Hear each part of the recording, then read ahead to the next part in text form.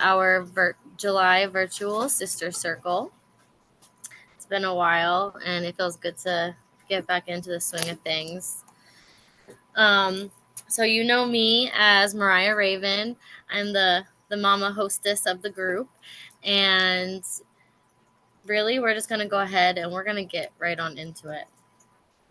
So the first thing I want to talk about is I actually want to read the card that I pulled for us. So I pulled from the You Be Known deck that was created by Sienna Van Dunk, who is a woman in my tribe. She based this deck off of either ancestors of hers or different teachings and medicines and like wisdoms of like the tribal elders that have been taught to her growing up. And so this card that we got is called the Wanderer. Let me see if I can. It's super cute. And the Wanderer says, so it's astrologically corresponds with Sagittarius and Pisces. The elements of this card is fire and water. And the crystals or support charms that go with this is rose quartz to tap into childhood love, coloring books for the inner child, and dandelions for their wishes. And the tarot resonance for this card is the Fool. It says, ancestors say you can skip, hop, jump, but if you don't start running after, then you're behind. It's completely okay to dilly-dally every once in a while. It's actually quite normal. You must run towards what brings you the most joy. With the same persistence and energy that you can run towards something, understand you can also run away from it once you no longer need it. Choosing this card shows that you are looking to embrace a new experience. The child in this card is chasing a butterfly, and butterflies are the ultimate representation for transformation. The lesson for this card says, you may not realize it, but you've never been lost. Trust your spirit and know that you're right where you need to be as you wander the path. You have the protection of your mother, the earth, Mother Earth. So that was the card that we got, which I found interesting because moving on to our Astro Talk, I ended up pulling this from Forever Conscious. So it's saying that on July 21st, we welcomed the second Capricorn full moon. And the first one was back on June 21st. And now with this one, it brings the endpoint to a story. So if you cast your mind back to the end of June, was there something weighing heavily on your spirit? Were there uncertainties or a sense of uneasiness? Was there something you needed to take responsibility for, but perhaps have not? Whatever heaviness was brewing for you towards the end of June is now going to come back into your world to be completed.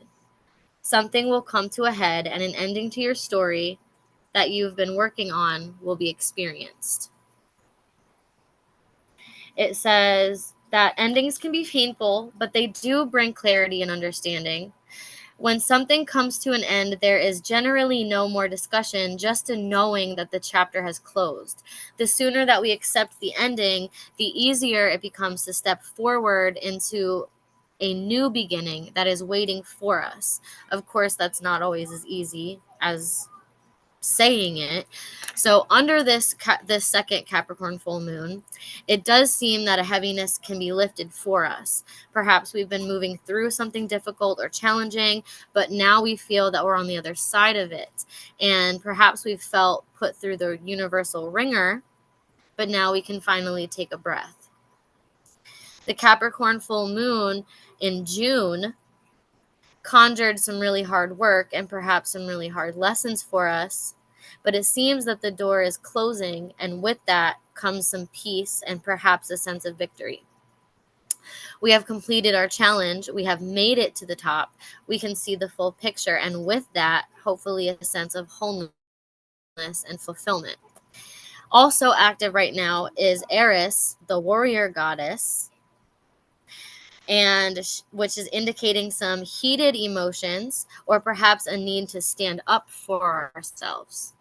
Eris is also considered the sister to Mars, and while it's the same, they have the same fiery spirit and can both inflame emotions, she is also about returning to the state of harmony.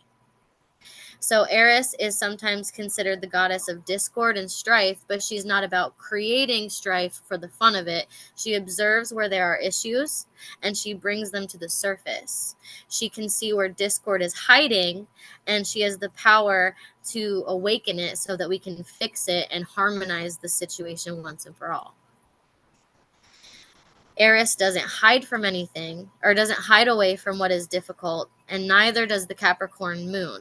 So we may definitely feel the need to confront anything that is coming up for us. If we truly want a clean ending, we have to address it. Also, at this time, there is a rebirth happening, which I found funny because that card, speaking to the transformation, it is a rather auspicious time of the universe, bringing these two full moons in Capricorn. Full moons tend to bring up things that we need to release, and Capricorn tends to bring up things that are heavy. Perhaps the universe is giving us permission to let go of all that is heavy.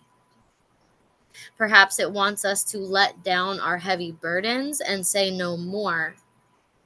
We are no longer required to carry it. So the Capricorn full moon can definitely stir up some burdens for us and pile them on our shoulders. But there is a release that is offered too. And we must take this release. We must allow ourselves the grace to let go of it all. Finally, the full moon is also connected to Pluto, which is the planet of death and rebirth. Pluto is also a few degrees away from this full moon, but resting in Aquarius. So this is known as an out of sign conjunction. Pluto's presence offers the promise of new rising from the ashes, but perhaps it is just out of reach. Perhaps we will have to wait patiently to see what new rebirth is in store. So it's time to let go of all that is heavy and know that we deserve a lighter load, and to keep in your heart that a rebirth is on the way. So before we move forward, I have 2 journal prompts for you guys. And they're all kind of geared towards this moon energy to kind of reflect on it and get a little deeper into it. Because anytime I see like death and rebirth and rising from the ashes, I'm like, let's go. So the first question, I'm going to type it in the chat too, but the first journal prompt is, what am I giving myself permission to release? I'm going to play some music and I'm going to type it in the chat. What am I giving myself permission to release?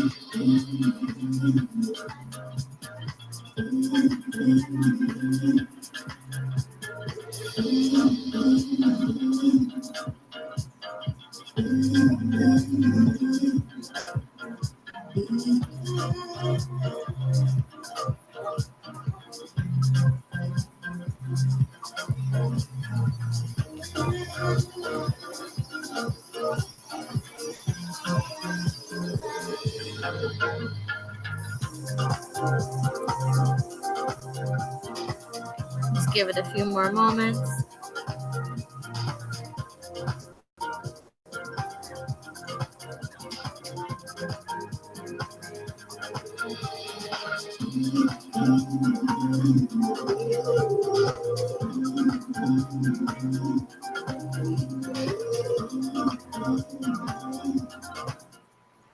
Okay. So the second journal prompt before we move on is, how can I be more open to surrender and divine trust that it's all working out? I'm going to share this in the chat too. But how can I be more open to surrender and divine trust that it is all working out?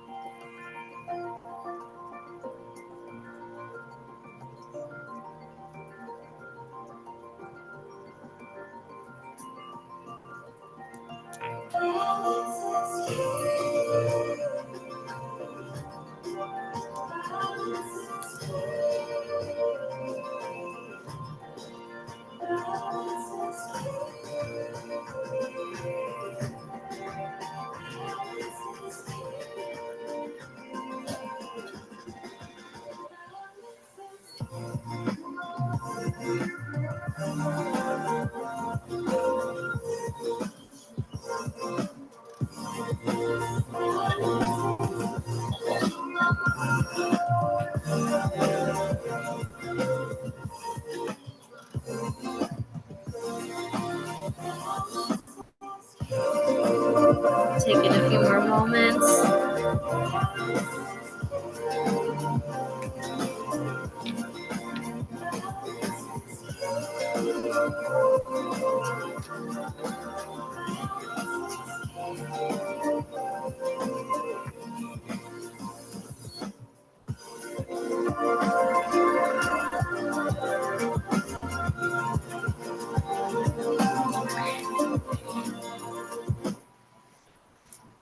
All right. So now the next thing I have to share with everyone is out of this book called The 13 Original Clan Mothers. And in this book, every moon of the year is broken down as what is explained as the essence of the original 13 clan mothers who existed on Earth as energy before humans ever walked the earth. And each of these clan mothers has her own message, her own story and medicine. And so each month, each moon, it is a different one. So for this month, for July, the clan mother of the 7th moon cycle is called Loves All Things. And so it starts with a poem that says, "Mother, show me how to love beyond my human fear. Teach me all the joys of life beyond the veils of tears. Let me find the pleasure of a lover's gentle hands. Let me know the wisdom of respect without demands. O keeper of forgiveness, teach me how to see beyond the petty judgments, supporting human dignity. I will learn your medicine of mother, lover, friend, teaching others how to love and broken hearts how to mend." It says, "Loves all things is the clan mother of the 7th moon cycle and the month of July. The color connected with her medicine is yellow. Her cycle represents loving the truth found in all life forms. She teaches us the wisdom of compassion and how to be a loving woman and nurturing mother. Loves all things is the keeper of sexual wisdom and shows us that every action in physical life is as sacred as our spiritual growth because they are the same. When we behave as if acts are sacred, there is no judgment. This clan mother teaches us to love our bodies and to honor the pleasures of being human.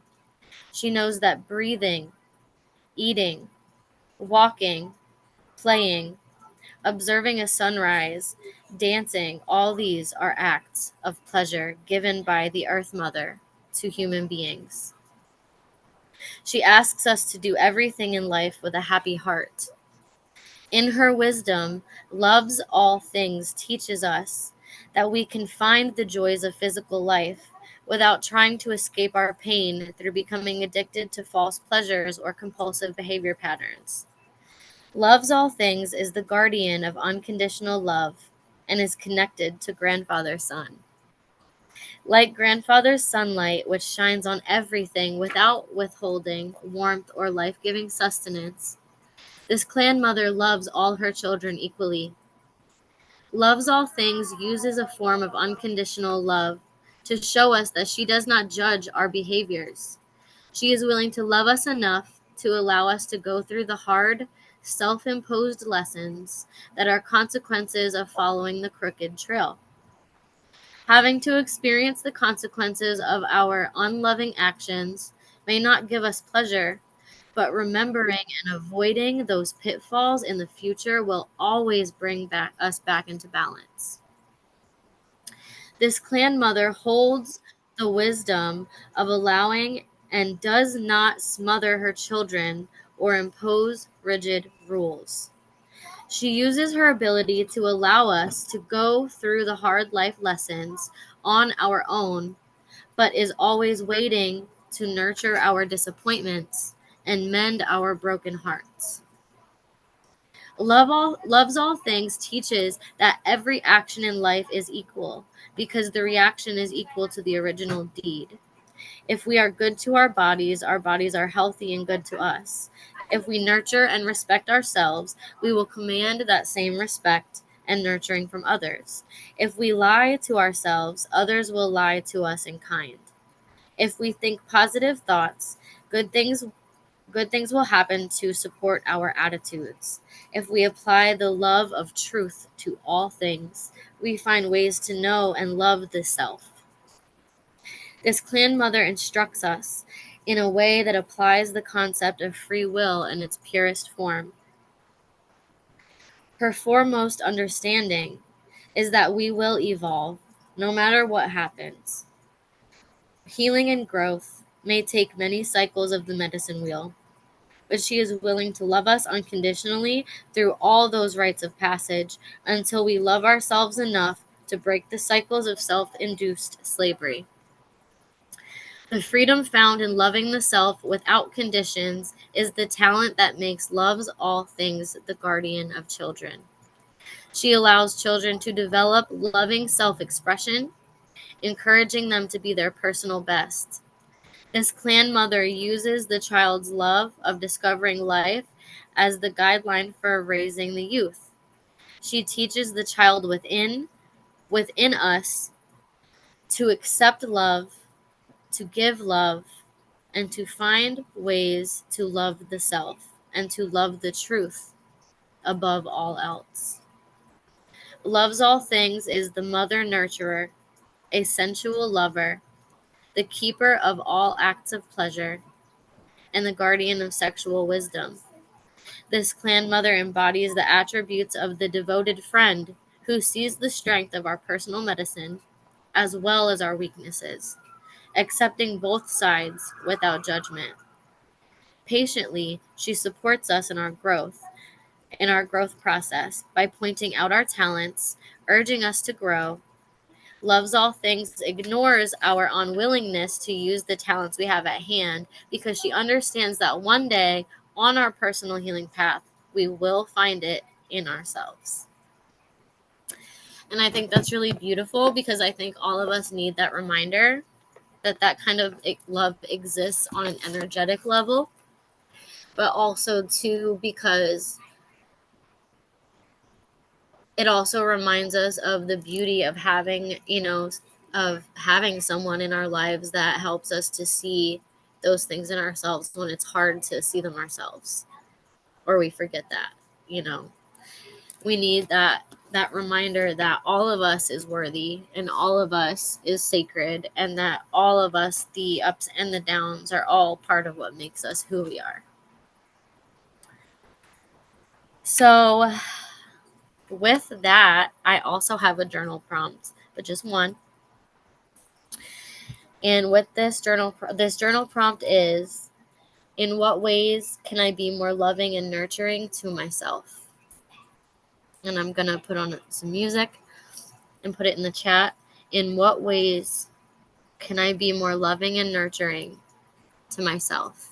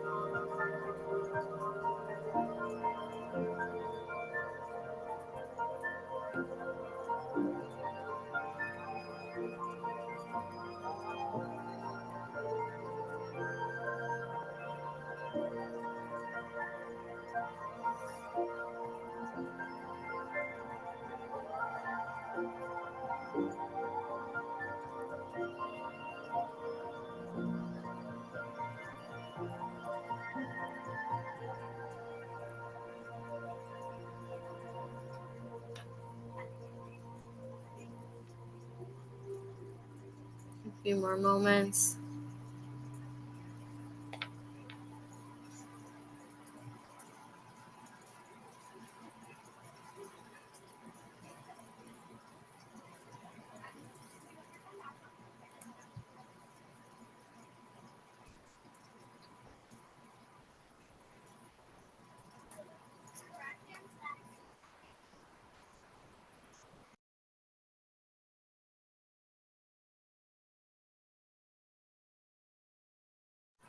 Okay. So the next thing we're going to do is I'm going to walk us through a guided meditation. And this is just going to help us to ground, call our energy back, and we're going to connect with our inner child to see what they have to say to us. Okay. So I invite you to do whatever feels comfortable for you, whether it's sitting up, whether it's laying down, and to close your eyes. Breathing in through your nose and out your mouth.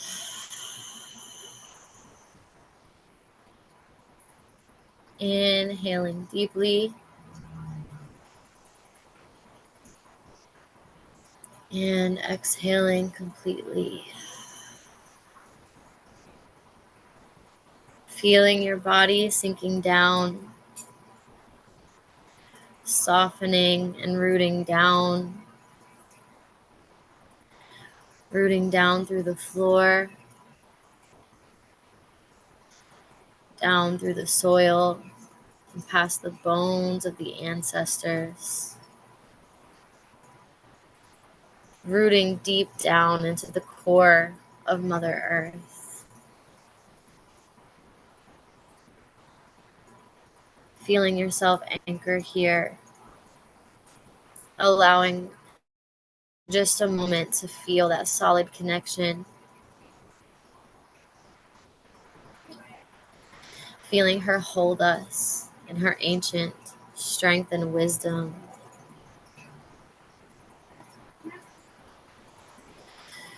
Now I want you to picture over your head a giant sun.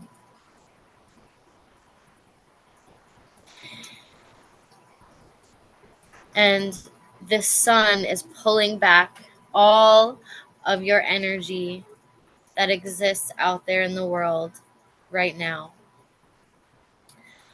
All the energy that gets displaced from our day-to-day interactions, the things we watch, the things we give our time.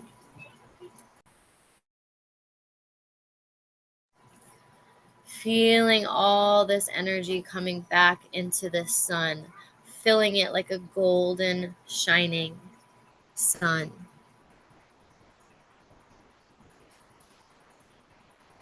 And when you're ready, I want you to visualize yourself pulling this cord at the bottom of the sun, allowing for this sun to open up and pour back into you all of this energy coming back down into your body, into your aura, and filling back in the places that it originally was, coming back home in you. Feeling yourself filling with more energy, feeling yourself filling with more vitality.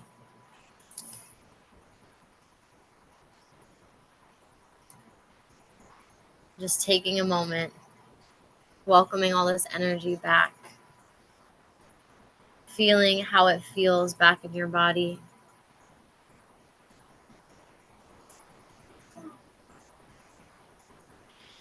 And now I invite you to visualize in front of you your inner child. Not fixating too hard on a specific age or any details, just allowing it to flow. Notice what they're doing, whether they come to greet you or they're sitting on the floor coloring or playing with blocks. Just notice what it is that they're doing.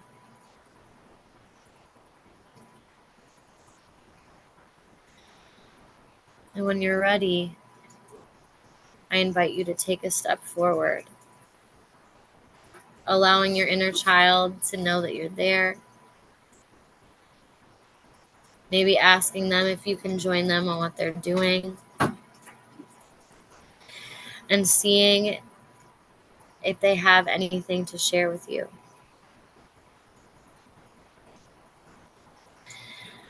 I invite you to take a moment and talk with your inner child. Ask them if they have anything they need you to know. If they have any messages for you to share.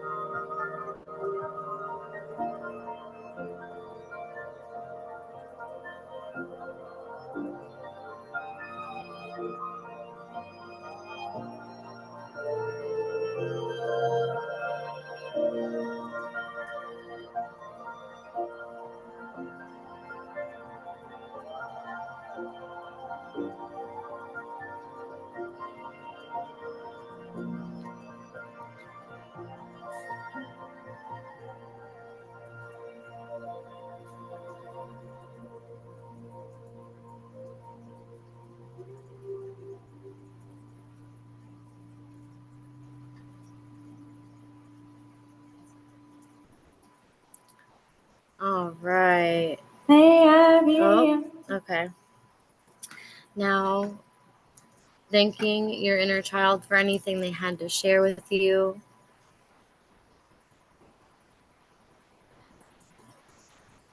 Giving them your love and your blessings and feeling their love and their blessings right back.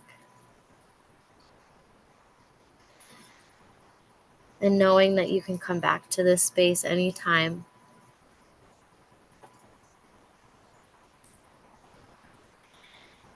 Now coming back into our bodies. I invite you to wiggle your fingers and toes. And gently bat your eyes open.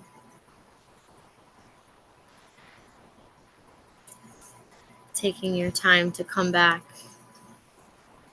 into the space. Give you just a moment and then we will actually go right into a free flow, just kind of journaling about anything that came up so we don't lose it. Any juicy messages or anything that they had to share.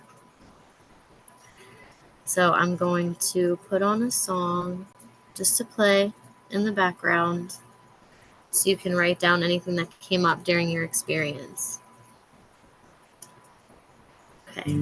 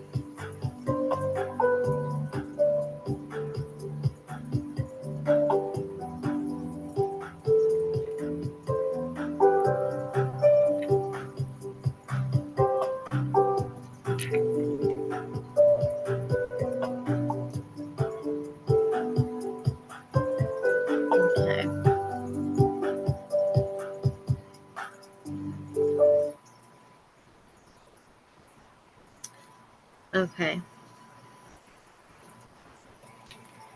So, given the energy of what all came through with like the astrology talk, with the energy that was for the loves all things, for how much was spoken to like being open and to be receiving of whatever is coming in and having that trust that it is coming in for our highest good.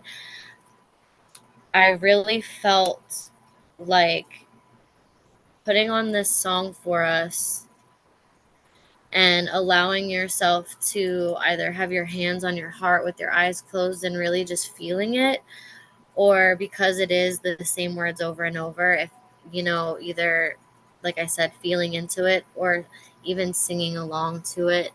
But this music is medicine, right? And when we can allow ourselves to feel something, and when we can feel it and sing it, it becomes this vortex of manifestation, is what it feels like.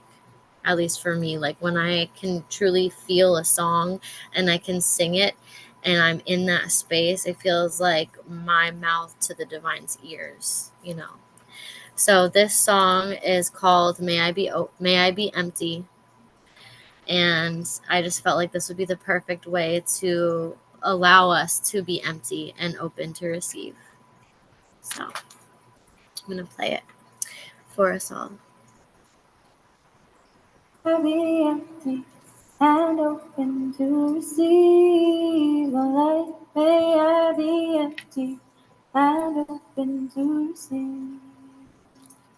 May I be full and open to receive the light. May I be full and open to receive.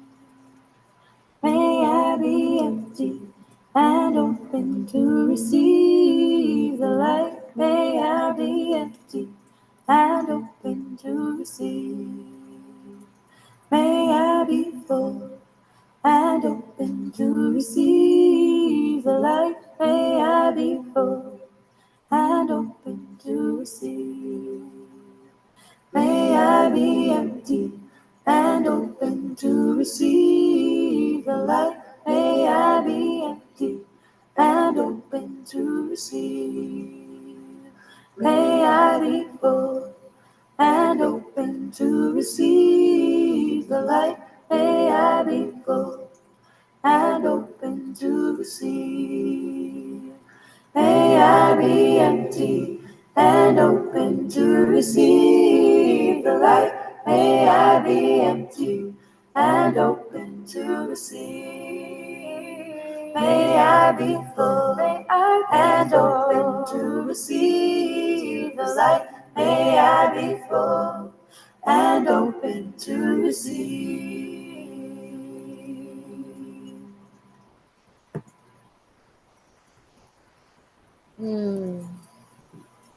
Okay. Yeah.